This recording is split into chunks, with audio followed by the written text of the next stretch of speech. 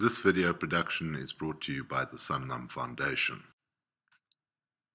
Hi, I'm Matthew Lester from the Rhodes Business School in Grahamstown.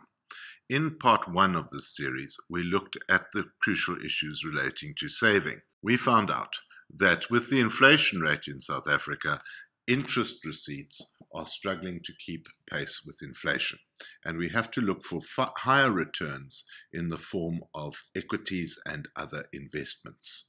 What we're looking at in this presentation is how do you invest. Now, there's the all-share index, and it shows quite healthy returns over the last 3 years. That's how the previous graph grew from 100 Rand to 160 Rand. That's the smoothed effect over a 3-year period. But there have been some ups and downs. If one just takes the position in mid-2011, the stock exchange fell from 32,000 points to 28,000 points. If you were in the market, you could have lost a lot of money. The crucial issue is that you must have stayed in the market so that we can get the smoothed effect over a long period of time. So take that and we say, right, savings give you an immediate return. When it comes to investment, we have to overlay the risk profiles by way of a time horizon. And what we have to say is, if you want your money in the immediate term, you have to stay with savings because you can't rock and roll with the vagaries of the market. However, if you want to have infinite returns, you have to stay in the market for an infinite period of time. If we take the investment counter now and we explode that out, what we get are low risk and high risk investments. We overlay another line over that and we say, right, there's your time horizon. If you want to invest for 5 or 10 years, you can smooth out the vagaries of the market on certain shares. And if you want to invest for 10 to 15 years, there will be other shares. Now we have to look at the different types of investments. Blue chip shares in domestic markets have the lowest risk profile, and you have to stay in the markets for the least period of time to diversify your risk. However, if you want to go into other forms of shares that are more risky in local markets, you'll have to stay in the markets longer. And if you want to go into international markets where the vagaries of the market are complicated by exchange rate differences, then we are talking about being in the market for 10 to 15 years.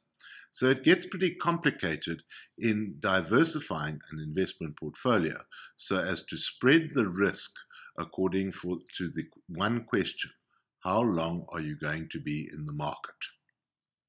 Now add other complications.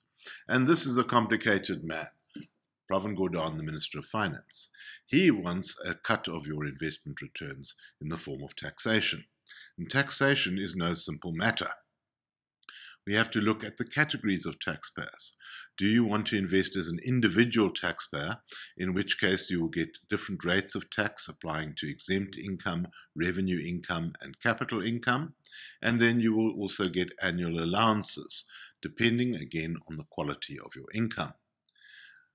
Some allowances will even be changed in 2014 and become even more complicated as they will become capped. You can also invest through a trust. That's quite popular, but the tax rates can actually be prejudicial if you get it wrong.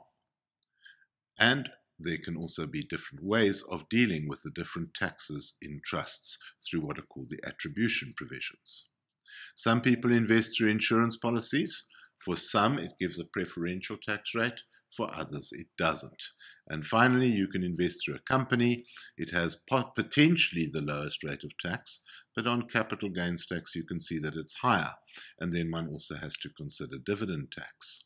A whole range of different taxes applying to different taxpayers. Then when one gets to categories of investments, there are different taxes associated to different types of investments. Share portfolios are very flexible. They can rock and roll with the market, but they are high maintenance, both from a point of view of administering your shares and reporting the taxes. And so that can become expensive. You can invest through unit trusts. They're not as flexible as investment portfolios, but they are lower maintenance and cheaper to run. You can also invest through endowment policies. They're also not so flexible, but they are simple and provide a potential tax saving for some, but you will be locked in for a period of 5 years. And then there are retirement annuities, which are also not so flexible, but do provide the greatest tax efficiency of all. But again, there's a downside. You are locked in until you retire. All of these things have to be considered in conjunction with the type of investment that you are wanting to apply. So we have to say, there is a difference between speculation and investment. Investment is a science. Speculation is an art.